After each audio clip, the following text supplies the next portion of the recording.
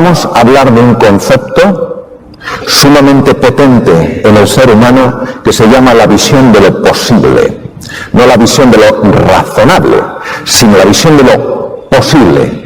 Y para acceder a la visión de lo posible hay que hacerse preguntas que no nos hayamos hecho nunca antes. ¿Quién es responsable de nuestra felicidad y de nuestro futuro? Porque si pensamos que somos responsables de nuestra felicidad y de nuestro futuro, y aquí prácticamente el 100% ha levantado la mano, es que nos estamos autoengañando en nuestra vida. El autoengaño es cuando uno se cuenta a sí mismo una mentira y se la cree. ¿Vivimos de acuerdo a lo que pensamos y a lo que decimos? Porque si yo creo que soy responsable de mi felicidad y responsable de mi futuro, no tiene sentido que siga echándole la culpa a mi jefe. Puedo decir que no están haciendo lo que tendrían que hacer para facilitarme el camino. Por supuesto. Que no están tomando responsabilidad en algo donde tienen una obligación moral. Por supuesto. Pero no puedo hacerle responsable de mi felicidad.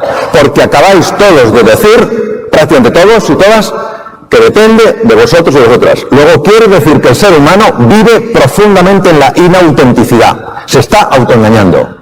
Y más vale que despertemos porque es urgente despertar. La vida nos está pegando cada bofetada que despertamos o la siguiente bofetada va a ser un puñetazo. Por eso el primer espejo es el del despertar. ¿Libertad? ¿Puedo yo luchar por mi libertad? Yo soy alguien libre. Cuando no estoy viviendo de acuerdo a lo que pienso, cuando pienso que la responsabilidad sobre mi futuro y mi felicidad es mía y no vivo de acuerdo a eso, ¿cómo puedo sostener que soy libre? No soy libre. No soy libre si sostengo eso. Porque entonces es mi jefe el responsable de mi felicidad, es mi mujer, es mi marido, es mi situación económica, es mi trabajo. Luego esto es inauténtico. Vivimos autoengañados y necesitamos despertar a esta mentira global, porque genera mucho daño y sufrimiento al ser humano. ¿Qué es la verdad? La verdad es la realidad. Se impone antes o después, la realidad siempre se va a imponer. Eso hace que la mayor parte de las veces nuestras reacciones sean automáticas. De aquí vienen los estudios de Benjamin Libet en los Estados Unidos que decían que el ser humano no era libre, porque cuando se habían hecho estudios en resonancia funcional magnética y se había pedido a la gente que eligiera entre una serie de posibilidades, se observó que el primer foco neuronal que se activaba era inconsciente. Lectura rápida de Benjamin Libet: el ser humano no es libre. El ser humano claro que es libre. Lo que pasa es que el ser humano no vive libre. Vive esclavo, y aunque decimos que el problema viene de fuera, el verdadero problema está dentro. Toda violencia fuera se genera una violencia dentro. El mundo interior se transforma en el mundo exterior. Pero como no vemos lo que pasa entre nosotros, es más fácil culpar al exterior. Vuelvo a decir, eso no tiene nada que ver con que esas personas no estén haciendo lo que tendrían que hacer. Tiene que ver con que yo puedo hacer mucho más de lo que hago para vivir la vida que quiero vivir. El miedo es una emoción, y una emoción implica un proceso corporal, es decir, hay un cambio en nuestra musculatura, un cambio en nuestras vísceras, en nuestras hormonas, que luego se refleja como un sentimiento. El sentimiento es la percepción consciente que yo tengo de este fenómeno físico, de este fenómeno fisiológico. Y es una emoción cuya función principal, cuyo objetivo es proteger la vida, ayudar a la supervivencia, que no cabe duda que es la misión número 1 del cerebro humano. Hay que distinguir varios planos cuando se habla del miedo. Hay que distinguir un plano físico y hay que distinguir un plano mental. El plano físico está a nivel fundamentalmente de unos núcleos llamados núcleos amigdalinos. La palabra amígdala viene del griego almendra, no hay que confundirla con esas estructuras linfáticas que tenemos en la garganta, sino que son unos núcleos, un grupo de núcleos situados en los lóbulos temporales del cerebro humano a la altura más o menos de las orejas. Ahí está el núcleo central del miedo. El plano mental es un plano diferente, estarían las zonas del cerebro más evolucionadas, la corteza corteza que se llama prefrontal ventromedial, y ahí es donde nosotros, a base incluso de nuestro propio diálogo interior, de nuestra propia narrativa, somos capaces de activar esa estructura física a nivel de las amígdalas, de los núcleos amigdalinos, para que tenga lugar la reacción de miedo. La mayor parte de nuestros miedos son miedos generados a nivel mental, no responden a un peligro, a una dificultad para nuestra propia supervivencia, sino son absolutas creaciones mentales vividas como si fueran reales. A los seres humanos nos gusta en general vivir en lo que se llama la zona de confort. La zona de confort tiene un nombre engañoso porque parece que necesariamente es un sitio donde una persona está cómoda, está confortable. No es así. La zona de confort solo se entiende en su interacción con el inconsciente. Una persona puede estar en su zona de confort y sentirse muy incómoda. ¿Qué es, por tanto, la zona de confort? Es nuestro status quo. Nos hemos acostumbrado a vivir así. Es predecible, es controlable. Es posible que yo esté triste, pero sé que mañana también estaré triste. Esto me da una sensación de que controlo incluso el futuro. Las palabras abren cajones emocionales. Y cuando usamos la palabra estrés, en general pensamos que es algo malo, rechazable, que acorta nuestra vida. Esto no es así. Hay que irse a los fundamentos del estrés. El estrés es una energía, es una fuerza que la naturaleza permite que aflore en nosotros cuando hay una perturbación en nuestra vida, cuando estamos fuera de la zona de confort. Ahora me gustaría traer un concepto absolutamente clave y especialmente importante en el mundo actual. El concepto de secuestro amigdalino, que es cuando las amígdalas se quedan encendidas como si ya viviéramos de forma permanente en un mundo peligroso. Ya no es que tengamos miedo, es que vivimos asustados. Tener emociones, incluso emociones difíciles, como la tristeza, el miedo y la desesperanza, es normal. Esto es parte del dolor que los seres humanos experimentamos. Sin embargo, todo el sufrimiento, fruto de cómo damos vueltas y vueltas la misma cosa de una forma negativa, este círculo vicioso que sigue y sigue y sigue, ese sufrimiento es una elección personal.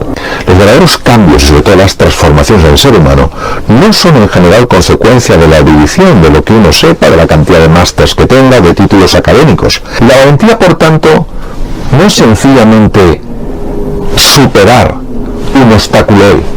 También es irte a dormir sin haberlo superado y pensar, mañana lo vuelvo a intentar. Me considero que no somos felices porque no somos conscientes de que la felicidad no depende de lo que yo obtengo de fuera, sino de lo que emerge desde dentro. Pues creo que es importante y urgente valorar las tres dimensiones de la persona: la dimensión física, corporal, la dimensión mental y la dimensión espiritual. Entonces, nuestro mundo ha pasado de ser un mundo material a un mundo materialista, donde parece que todo se puede explicar desde el aspecto físico, desde la materia. La propia física cuántica ha desafiado por completo ese paradigma newtoniano, mostrándonos cosas que no se pueden entender solo desde el aspecto de la materia. Y por eso creo que estamos en un momento extraordinario para tomar conciencia de la necesidad de redirigir nuestra vida. Si tú no tienes salud, si no tienes gente que te quiera, si no tienes gente a la que querer, si no tienes una ilusión por la que vivir, ya puedes tener poder, ya puedes tener fama, ya puedes tener dinero. Tu vida no la estás viviendo, estás simplemente sobreviviendo, estás existiendo. Pues lo que vamos a explorar juntos es cómo opera el cerebro humano. No tenemos mucho tiempo, pero tenemos suficiente tiempo para explorar de una forma abierta cómo opera el cerebro humano. Todos hemos tenido, seguro, la experiencia de un día que se nos ha metido una china en el zapato, que sí. A que ya no puedes andar bien. Y hasta que no te quitas esa china, no puedes andar bien. Pues yo creo que la china del ser humano tiene un solo nombre: arrogancia. El ser humano, nosotros los humanos, pensamos que yo elijo lo que elijo porque está claro que veo los beneficios de lo que elijo. Y por tanto que mi decisión siempre es inteligente. Y si no fuera así, el ser humano elige con el corazón y justifica con la razón. Aristóteles era un genio. Y Aún así, Aristóteles definió al hombre, al ser humano, por supuesto, al hombre como animal racional. El hombre es un animal emocional. Todo cambio es un reto, queridos. Y ante un cambio, nosotros necesitamos meterle conciencia, necesitamos meter de verdad a un buen programador. Y no pensemos que cuando hablamos de conciencia estamos hablando de rigidez mental, de cosas muy estructurales. Estamos hablando de la capacidad de analizar bien, analytics, la capacidad de asociar bien, la capacidad de poder manejar datos, la capacidad de poder negociar. Más vale malo conocido que bueno por conocer. Entonces, ¿qué pasa? Que esto, si te lo dicen ahora de adulto, te da la risa, claro, pero si te lo dicen de pequeñito, te lo repiten continuamente y de momento que se mete programación en el sistema límbico. Entonces, ¿qué pasa? Que cuando vas a adoptar una nueva tecnología, cuando vas a explorar un nuevo campo, cuando quieres abrirte a la curiosidad de un niño, empiezas a ponerte súper tenso y empiezas a rechazarlo. Os quiero decir que estamos ante una gran oportunidad. Yo sé que esa programación interna que tengo en mi sistema límbico me va a ayudar, me va a hacer percibir peligros, me va a poner tenso, me va incluso a intentar reducir mi capacidad mental para que todavía me sienta más torpe. Pero que yo sé que si digo un momento, aquí quien manda es el programador, aquí quien manda no es este programa limitante, y me pongo a explorar, a observar, a preguntar, a escuchar, a probar y a decidir, me daré cuenta de que el mundo real es mucho más benévolo que el mundo mental. Y entonces podremos disfrutar de algo que nos puede hacer no solo la vida más fácil a nosotros, sino también hacer la vida más fácil a muchas otras personas. Muchas gracias, queridos.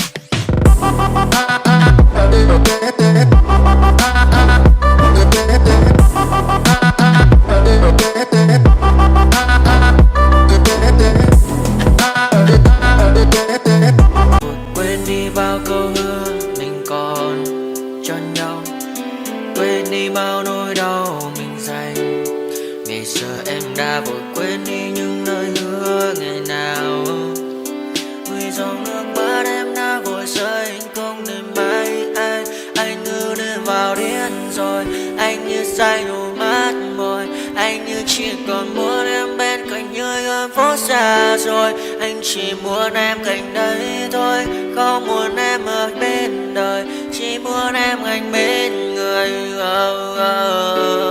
Người đã gỡ bước đi xa trong cơn mưa chiều vội vã, người đã bước quên anh khi cơn mưa qua gần vội vã. Em đã quên rồi mai sau đây không mơ về, chẳng còn lại gì nhưng người em bao nước mắt rơi. Em khiến con tim như trôi vai trong chiều thu đầy nắng, em khiến con tim như tan mưa trong chiều thu mát màng. Vì còn nhiều lắm những ngỡ màng, nhiều lắm những nỗi vội vàng, nhiều lắm những cơn mưa em mưa ta bây giờ vẫn vang không mẹ không mai đứng sang. Đêm mai em còn thơ đôi hôm mai anh còn người ta xưa ta chúng còn giữ nhau chẳng đêm. Cause I don't give a fuck what you say. Yeah, I'ma do shit my way. So you can go kick rocks, I'ma stack bricks up, build what I want to make. Yo, I got a lot of shit to say, so I'ma do this every day. I'll be writing things until I'm fucking buried in my grave. 6 feet deep under, but my body won't decay, cause my messages are timeless, so they'll put them on display. Oh yeah, I rap with a certainty, I have a sense of urgency, a message for eternity, for everyone internally. I had some people burning me, but now they fucking learn to see I ain't the one to fuck with. Now they looking nervously, and I don't really care what you think of me, respectfully. You can kick rocks if you think you're fucking better, see I will outwork you, turn you to an enemy. Hurt you so bad that you're gonna need some therapy. I got the motherfucking recipe, I've been cooking up hits, I'ma leave a legacy. You'll be looking small when you're standing right next to me. I'm 5'10", bitch, but I'm 10 feet next to me. I don't give a fuck what you say, yeah, I'ma do shit my way. So you can go kick rocks, I'ma stack bricks up, build what I want to make.